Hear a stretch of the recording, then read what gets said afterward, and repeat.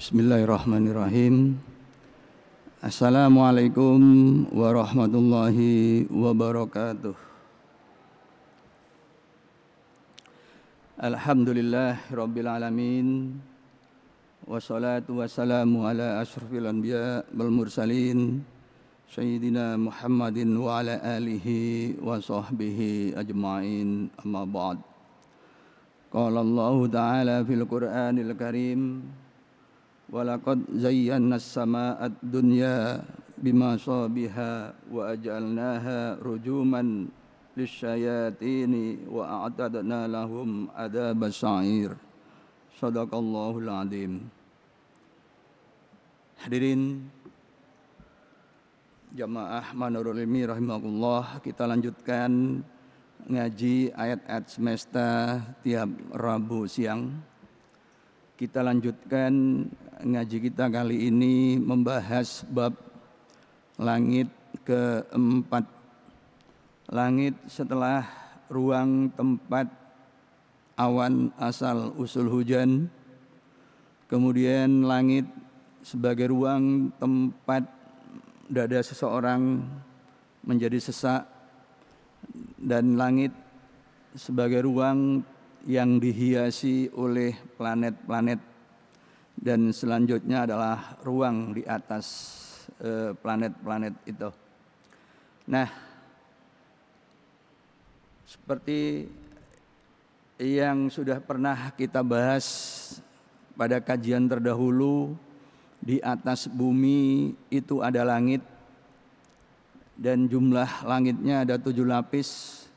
Tetapi sebelum lapis pertama ada ruangan yang dipenuhi oleh udara, tempat lalu lalangnya burung. Nah, langit 7 lapis itu dari telaah yang telah kita lakukan, antara satu dengan yang lain tidak terpisah seperti di gambar sebelah kiri.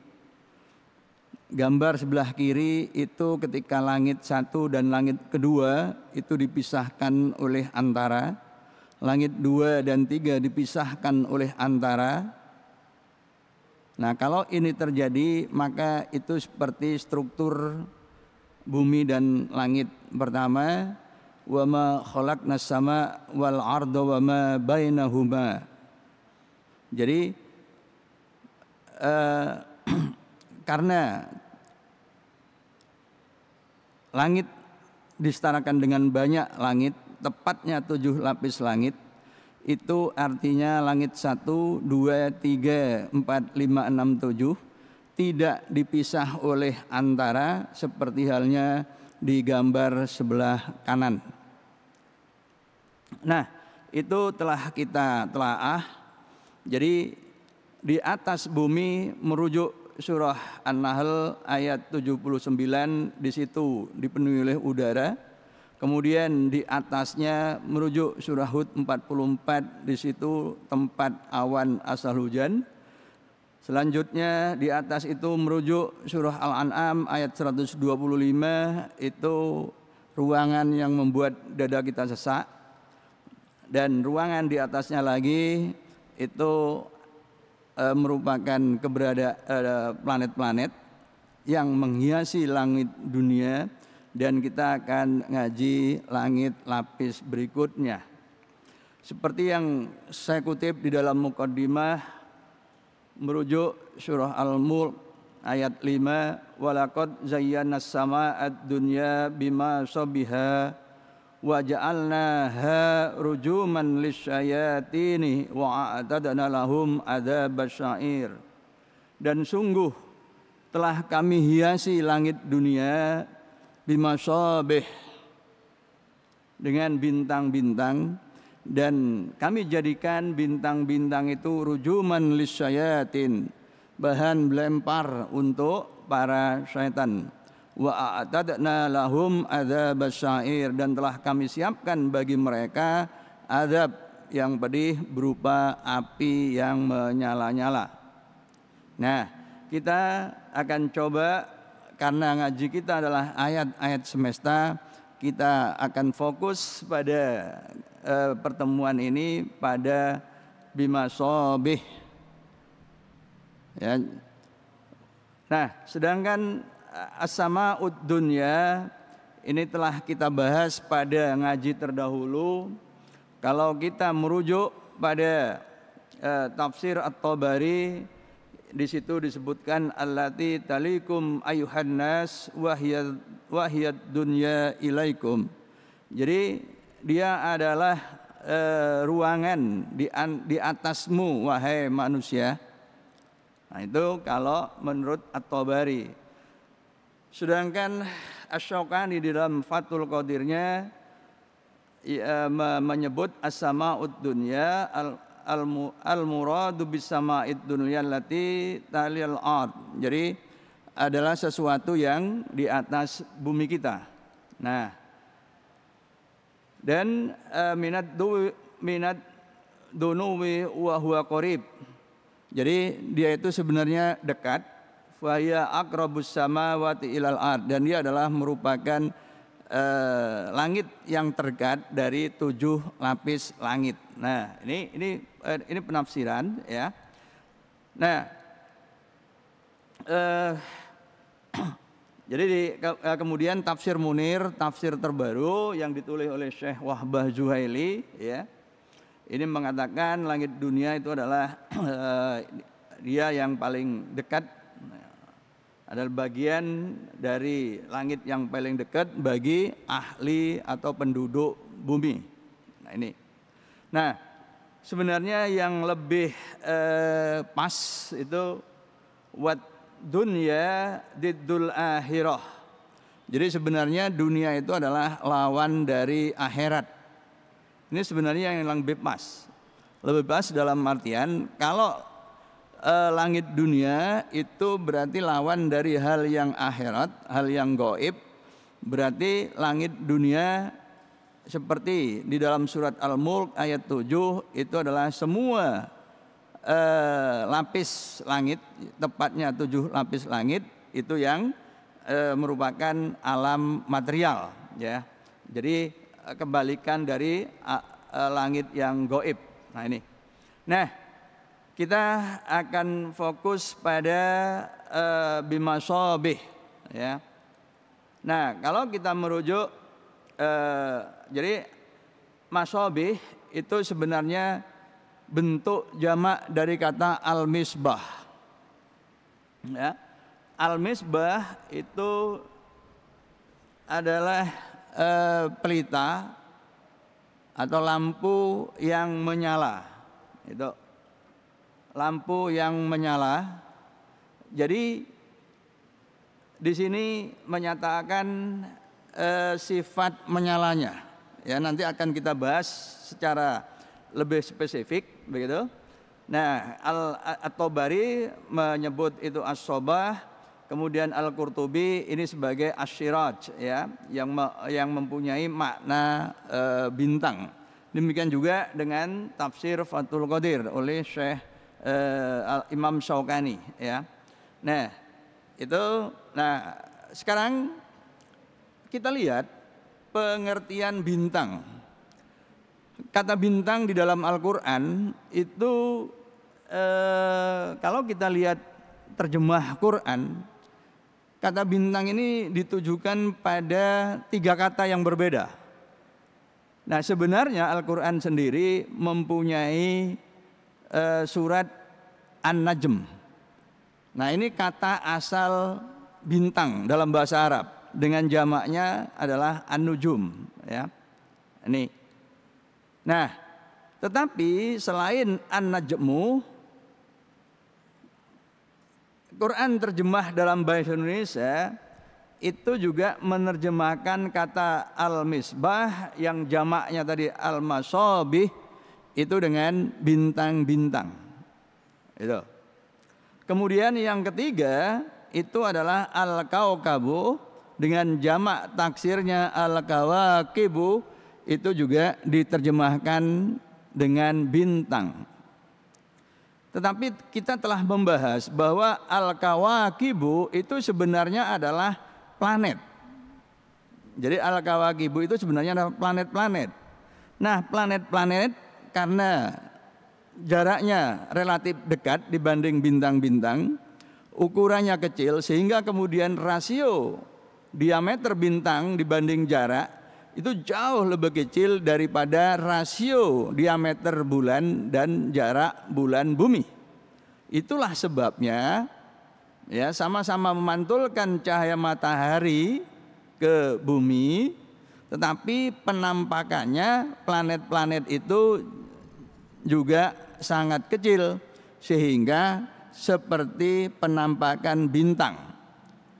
Nah ini, jadi al-kaukabu jamak taksirnya al-kawakib itu sebenarnya adalah planet-planet. Nah ini. Nah, jadi yang asli sekali lagi adalah an-najmu dengan jamak taksirnya adalah an-nujum, bintang-bintang. Sedangkan al-misbah karena merujuk pada bintang, pada lampu yang menyala, maka bedanya an-najmu dengan al-misbah itu kalau al-misbah dengan jamak taksir al-masobih itu merujuk pada bintang terang. Ya. Nah, apa bedanya bintang dengan bintang terang? Begitu, ya. Nah, kita perhatikan gambar ini, ya. Ini menggambarkan langit malam hari yang gelap, hitam. Nah, ini. Maka semua bintik putih baik yang kecil maupun yang besar, ya, itu umumnya yang disebut dengan an-nujum, bintang-bintang. Itu. Jadi seperti di kiri bawah, ya, di kiri bawah itu ada beberapa titik putih tetapi kecil. Nah, ini menyatakan bintang yang lemah, bintang yang redup, begitu, ya, bintang yang redup. Tapi di atas atau di tengah, ya, dan di beberapa yang di bawah agak ke kiri, ya, kiri tengah itu ada yang terang. Nah, inilah yang disebut dengan al-misbah yang jamak taksirnya adalah masobih, bintang terang, begitu, ya. Jadi al-masobih itu menggambarkan bintang terang, sedangkan an-nujum itu menggambarkan bintang secara keseluruhan, baik yang terang maupun yang tidak. Nah ini. Nah, di dalam surah Al-Mulk ayat 5 ini disebutkan walaqad zayyannas sama'ad dunya bimasabiha. Jadi kami hiasi langit dunia itu dengan bintang-bintang terang. Dan itu yang dijadikan sebagai bahan pelempar setan. Nah, ini, ya. Jadi itulah beda antara an-najmu, kemudian al-kawakibu, dan juga al-masobih. An-najmu dengan jamak taksirnya an-nujum itu menggambarkan semua bintang di ruang angkasa sana. Sedangkan al-kaukabu itu sesungguhnya adalah planet-planet, tetapi jarak rasio diameter dan jaraknya itu jauh lebih kecil dari rasio diameter bulan dan jarak bumi bulan, sehingga penampakannya juga seperti bintang. Karena itu kemudian orang-orang menyebut itu juga bintang. Contohnya adalah apa yang kita kenal dengan bintang timur. Itu tidak lain adalah planet Venus yang selalu tampak di langit timur ketika subuh. Nah ini, ya, jadi ukurannya seperti bintang tetapi itu planet. Nah, planet itu berbeda dari bintang. Kalau bintang seperti halnya matahari bisa mengeluarkan cahayanya sendiri, sedangkan planet itu tidak. Ya, penampakannya itu merupakan penampakan yang merupakan pantulan cahaya dari matahari. Nah, sekarang kita lihat lebih lanjut perihal bintang terang. Hadirin, bintang paling dekat dari kita, ya, selain matahari, matahari itu memang merupakan bintang juga, tetapi sudah kita sebut matahari. Di dalam Al-Quran disebut dengan asyamsu. Ya, oke, itu kita sebut matahari. Nah, sesungguhnya bintang paling dekat dari kita itu adalah Proxima Centauri. Tetapi Proxima Centauri ini tergolong bintang yang redup. Bintang yang agak sulit kalau dilihat dengan mata telanjang. Nah, bintang yang paling dekat, bintang terang yang paling dekat itu adalah Alpha Centauri A. Jadi kalau digambar ini di sebelah tengah tapi ke kiri, ya. Ini di situ ada Proxima Centauri, ada bintang Alpha Centauri A dan Alpha Centauri B. Nih, nah jadi bintang terang paling dekat dari kita itu adalah Alpha Centauri. Tetapi kalau bintang paling dekat, ya, itu adalah Proxima Centauri. Itu berbeda, ya. Nah, jadi itu bintang yang paling dekat dari kita, ya. Nah, karena 1 tahun cahaya itu berarti jarak yang ditempuh oleh cahaya ketika bergerak 1 tahun. Nah, kita tahu bahwa kecepatan cahaya itu adalah 300.000 km per detik. Berarti 1 tahun cahaya itu jarak, ya, jarak. Karena 1 tahun itu adalah 365 seperempat hari, berarti 1 tahun itu ada 365,25. 1 hari itu 24 jam, maka kalikan 24. 1 jam itu 60 menit, maka kalikan 60 menit. 1 menit itu 60 detik, maka kalikan 60 lagi. 1 detik itu 300.000 km, ya. Jadi perjalanan cahaya, kecepatan cahaya itu 300.000 km.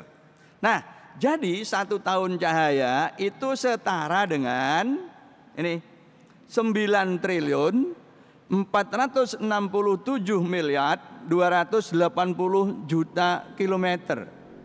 Nah ini.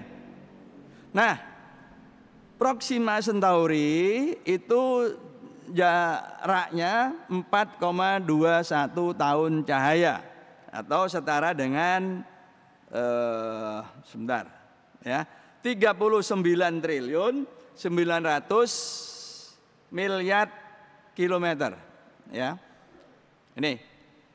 Nah, kemudian Alpha Centauri itu jaraknya 4,35 tahun cahaya atau 41 triliun 200 miliar kilometer, ya. Nah, ini artinya hari ini tanggal 19, ya. Tanggal 19 Juni. Nah, ini, ya. Nah, 4,35 tahun cahaya itu identik dengan 4 tahun 128 hari. Ya, jadi kita sederhanakan 4 tahun 3 bulan 8 hari.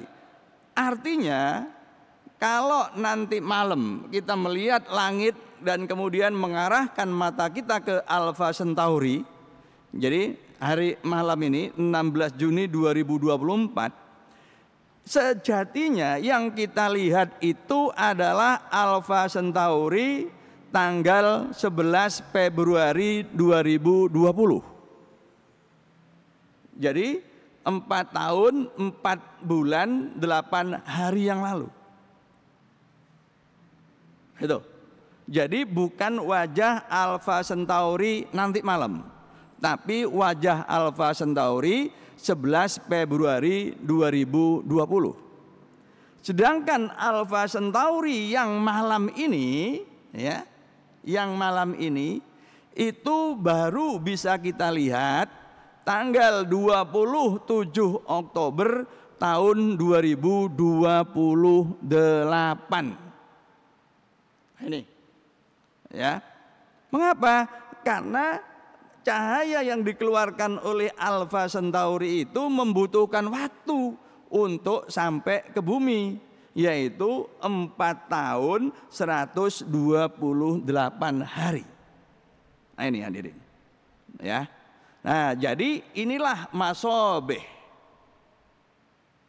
Bintang terang paling dekat dari bumi. Nah, ini adalah penggambaran ya. Jadi kalau kita gambarkan matahari itu di pusat itu ya. Nah, kemudian di sekitar-sekitarnya itu adalah gambar-gambar bintang-bintang. Jadi di situ ada Proxima Centauri, ada Alpha Centauri, ada bintang Barnard, ada bintang Ross, ada bintang Groombridge ya. Ada bintang Epsilon Eridani, ada bintang Sirius, ada bintang Cygni dan seterusnya. Itu. Ini adalah an-nujum, bintang-bintang. Tetapi yang masuk kategori masobih ya. Pertama adalah Alpha Centauri. Ini. Nah, jaraknya adalah 4,35 tahun cahaya tadi. Nah, kemudian bintang terang terdekat berikutnya adalah bintang Sirius. Jaraknya itu 8,6 tahun cahaya. Nah, selanjutnya itu adalah Epsilon Eridani. Ya, yang berjarak 10,5 tahun cahaya.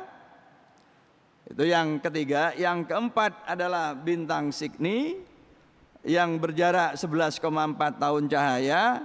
Kemudian bintang Procyon yang jaraknya 11,5 tahun cahaya ya, dan Epsilon Indi yang jaraknya 11,9 tahun cahaya, dan juga Tau Ceti. Ini. Nah, bintang-bintang yang tidak saya kotak itu juga bintang-bintang yang dekat dengan matahari, tetapi mereka itu bintang yang redup.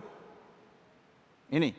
Nah, bintang yang redup dan bintang yang terang itu an-nujum, bintang-bintang, keseluruhan bintang.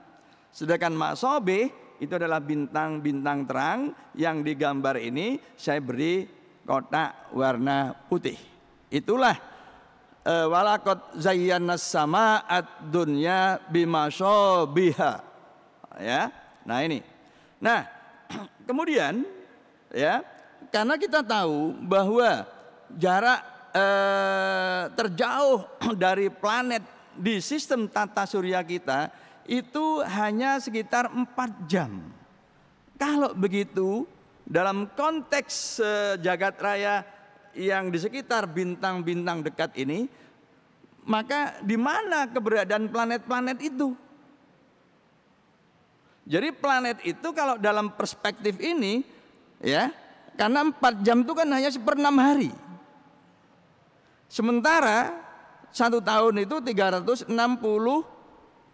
kita bulatkan 360 hari misalkan ya. Berarti 6 itu kan hanya 1/60. Ya, sebentar. 1 tahun itu 365. Nah, jarak Neptunus itu 4 jam, itu hanya 1/6. Ya, jadi Neptunus, planet terjauh itu 1/6 kali 365. Ya, jadi hampir 1/2000-nya. Ya, 1/2000 lah kira-kira ya. Jadi karena ini ya, jadi 1/2000 tahun cahaya begitu. Jadi kalau misalkan lingkaran di terdekat dari matahari ini 1 tahun cahaya, berarti Neptunus itu berjarak ini dibagi 2000. Jadi tidak kelihatan planetnya itu. Ya. Jadi planetnya itu menjadi tidak kelihatan. Nah, ini. Jadi sesuatu yang sudah kita anggap jauh sekali, tetapi kalau kemudian kita telaah lebih lanjut, kita bandingkan dengan posisi-posisi bintang, ternyata planet itu sangat dekat, dan kalau kita gambarkan itu menjadi tidak tergambar saking dekatnya atau saking kecilnya. Ya. Nah, ini adalah teknik-teknik penentuan jarak benda langit ya, dengan metode paralaks itu. Metode geometris yang relatif mudah kita pahami ya. Nah, jadi satu bintang yang sama itu itu akan kelihatan berbeda. Satu berada di sebelah kanan bintang, satu berada di sebelah kiri bintang. Ketika posisi kita sebagai pengamat itu selisih mengamatinya itu selisih 6 bulan. Ya, karena apa? Karena bumi itu mengitari matahari, sehingga kalau dalam selisih 6 bulan itu kita berada pada ujung yang lain ya, dari posisi yang 6 bulan sebelumnya. Jadi seperti ilustrasi berikut ini ya. Jadi bintang yang tetap itu akan tampak berpindah-pindah sesuai dengan posisi relatif bumi terhadap matahari. Nah, ini seperti ini. Jadi yang di sebelah kanan itu adalah penampakan satu misalkan planet ya, atau misalkan Neptunus begitu, dilihat dari bumi itu akan berpindah-pindah relatif terhadap posisi bintang-bintang yang jauh. Bintang yang jauh itu relatif kelihatan tetap, sementara objek-objek di sekitar matahari itu akan kelihatan berubah-ubah sesuai dengan posisi relatif bumi terhadap matahari gitu. Nah, kemudian hasil terpenting dari pemahaman kita terhadap jarak bintang ini hadirin ya, karena seperti yang saya sampaikan tadi bahwa Alpha Centauri itu adalah bintang paling dekat, jaraknya 4, tahun cahaya. Sedangkan bintang-bintang yang lain itu adalah bintang-bintang yang tentu keberadaannya lebih jauh dari Alpha Centauri. Katakanlah jaraknya adalah 100 tahun cahaya. Ya, seperti di gambar-gambar ini, di gambar ini yang putih-putih itu. Jadi kalau nanti malam kita melihat bintang, kemudian kita ditanya oleh adik kita ditanya oleh putri kita ditanya oleh keponakan kita, ya, ayah, apakah bintang itu ada? Maka jawaban yang paling adil adalah wallahu a'lam. Mengapa? Sebab yang kita lihat kalau jaraknya 100 tahun cahaya berarti penampakan bintang yang kita lihat tadi malam itu adalah bintang cahaya yang dikeluarkan bintang pada tanggal 19 Juni tahun 1924. Nah, apakah 1 bulan kemudian, 1 tahun kemudian, 2 tahun kemudian bintang itu mati, meledak sebagai supernova? Kita tidak tahu. Kalau meledaknya adalah 1 tahun dari yang kita amati nanti malam, ya, yaitu 19 Juni 1925, bintang itu mati. Nah, cahayanya itu tetap akan kita lihat sampai 19 Juni 2025. Nah, baru setelah itu ya, tahun depan kita akan melihat pudarnya bintang itu. Artinya bintang yang kita lihat setiap malam itu sesungguhnya wujudnya itu belum tentu ada. Ya, belum tentu ada. Jadi bintang yang kita lihat setiap malam atau nanti malam itu adalah sejarah sekian tahun yang lalu dari bintang itu. Ya, yang saat ini bintang itu belum tentu ada. Maka jawaban yang paling adil adalah wallahu a'lam. Apakah bintang itu ada atau tidak? Sebab cahaya dari bintang untuk sampai ke kita itu memerlukan waktu. Nah, itulah hadirin yang dimaksud dengan walaqad zayyanas sama ad-dunya bimasobih, langit dunia yang dihiasi dengan bintang-bintang terang. Mudah-mudahan menambah pengetahuan kita, keimanan kita, semangat kita untuk terus mengaji kitab suci kita dan juga mengaji fenomena alam yang di Al-Quran disebutkan 800 kali, 5 kali lebih banyak daripada penyebutan ayat fikih yang jumlahnya hanya 160 ayat. Karena itu tidak patut kita abaikan. Fastabiqul khairat. Assalamualaikum warahmatullahi wabarakatuh.